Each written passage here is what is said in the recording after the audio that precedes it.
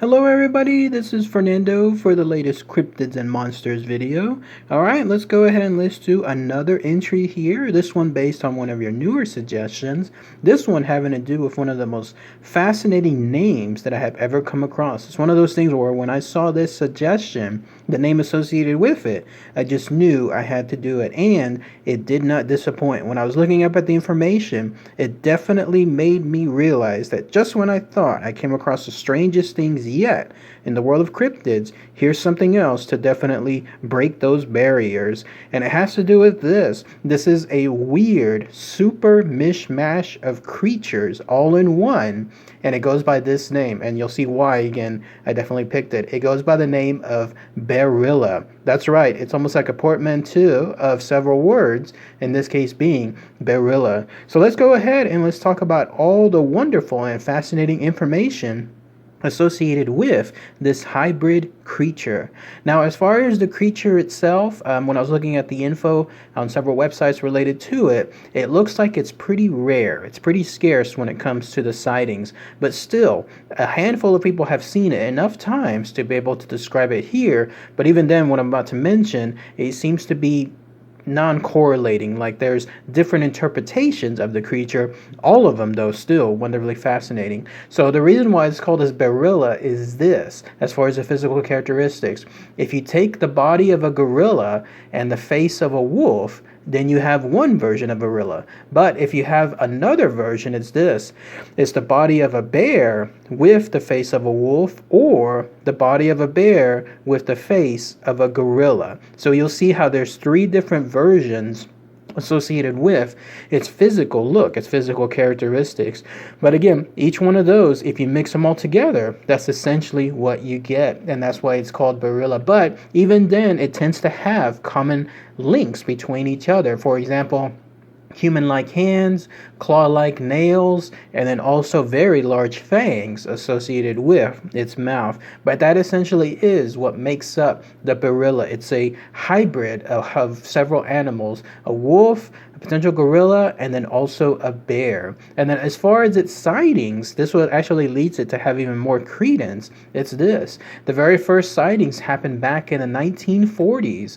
Some unknown anonymous person started to see this thing, whatever it was, and when it did so, they also left behind a footprint, and there was a plaster cast that was apparently made of that footprint, and that's essentially how the legend of the Barilla came into play. And then afterward, in around 1970s or so, that's when some of the first public, if you could call it, instances as far as encounters with this creature became known. I'm guessing public in a sense that maybe it was reported for the first time in some kind of newspaper or other type of articles. But yes, there was a gentleman there in Nicholas County, and he stated that he saw this creature. His interpretation was that it was a half bear and a half gorilla, and that's essentially what made up his version of the Barilla. And then as far as where this creature is located, you pretty much have to go to the great state of Kentucky in order to encounter this creature. Specifically, you have to go to an area that's known as the Gateway region. Some of you there in Kentucky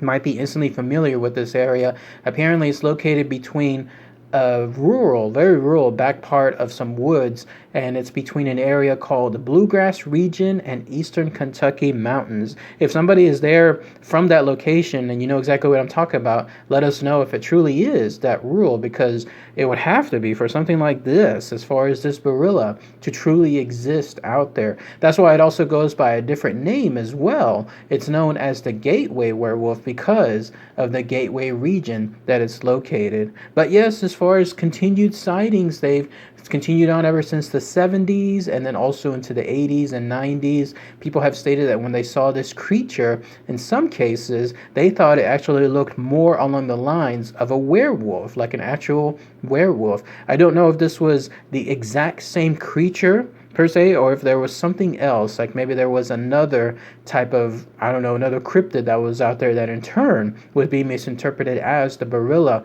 But people are stating that there really are out there in terms of that location, that remote location that I was mentioning. So again, if anyone happens to be from that area and knows what I'm talking about, then that's where they'll be able to please confirm that information. But as far as those sightings with the werewolves, not only does it have the large fangs, but it was also supposed to be an all blackish color, and it also has these yellow piercing eyes. And then in one other report I was reading, people were stating that there's this sense of sound, like this unusual, obviously just horrific sound that people can hear emanating from certain locations, and that's essentially what makes up, like as far as the location of the Barilla, like what makes up its territory. People will know exactly where it is. And then other interesting characteristics about this creature is that it is bipedal, so it definitely walks on its two legs. That also makes it stand out compared to any of the other hybrid creatures that I just mentioned. And it stands roughly about 6 feet tall. Definitely not something that you want to come across and, let's say, hang out nearby, because it tends to be a very fierce, very territorial creature. In fact, it's known to have some kind of aggressive streak. If you fall within its territory, it will definitely let you know, and then that's where it has that type of encounter. In fact, one that instance that I was reading, some poor victim was apparently attacked by this cryptid, and when that happened, that led this person to go to a local hospital, and there were these severe scratches that were found on the back of this person, and that all came from the encounter of this Barilla. And then other thing I wanted to mention too is this: it could actually be misinterpreted as yet another cryptid, and it has to do with a famous one, in this case Bigfoot. So apparently there in Kentucky, there's more sightings associated with Bigfoot or Sasquatch. And then when that happens, that's when people think that they are in turn running into this creature. But no, it's actually the Bigfoot himself, the Sasquatch, when it comes to people running into it there somewhere in the backwoods. And yet it's kind of ironic. It's like being misinterpreted for a more famous cryptid when it truly is a more rare one. If there's any good news as far as the locals that happen to live there, it's this: all those sightings that I mentioned earlier that started from the 40s and then all the way up until maybe the 80s, 90s. I think there was one, I thought I read it that it was within like the 2000s, but I didn't really get too much info on that. It turns out this Barilla may have gone into some really seclusive hiding, and that's because of this. In the past decade, in the past 10 years plus, there just hasn't been any more sightings associated with it. Who knows what had happened to it? Maybe there was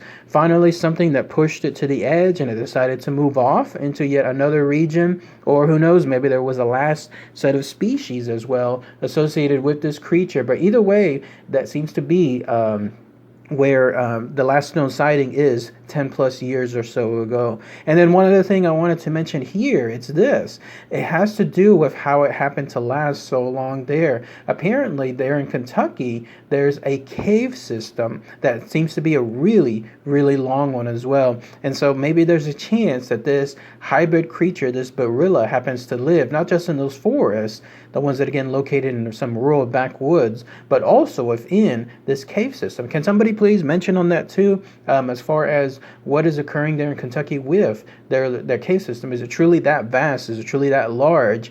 And if so, then there's a good chance that this creature could absolutely be located there and just hiding in one of those locations. And maybe that explains its disappearance as well. It just finally decided to go into that area, and then that was it. One other thing I wanted to mention as far as its characteristics, for all its fierce, let's say, looks and all its fierce advantages that it has when it comes to, let's say, its fangs and then also its claw-like nails, apparently there's no known instance of this thing killing anybody or doing any serious damage. I was mentioning that other story about that poor guy that had that scratches on his back, but as far as this creature causing any kind of deadly circumstances, no, apparently there's not. It seems to be more along the lines of more bark than bite when it comes to this Barilla. So if you ever do come across, let's say, its territory, there's a good chance that this creature will probably just do the huffing and puffing that's normally associated with large animals, but then that's about it. There's nothing else tied to it. You also know that you're within its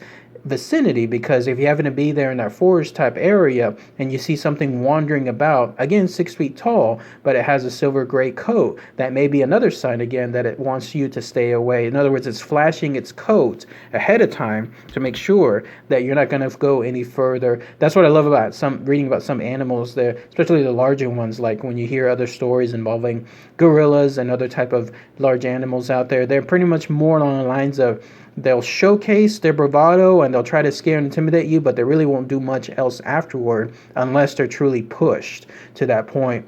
And that's the impression that I got here of this Barilla. But that's pretty much it as far as this wonderfully fascinating creature. How about that? A hybrid of a wolf and then a bear, and then also a gorilla. And you can't make this stuff up. This has truly been going on since the 1940s there in Kentucky. So if anyone has any more information, anything else might have missed about other things fascinating as well with this creature, especially those of you there in Kentucky, please let me know. And again, please post comments associated with not just that cave system, but that region, that rural backwoods area. Let us know if that truly is as remote as can be.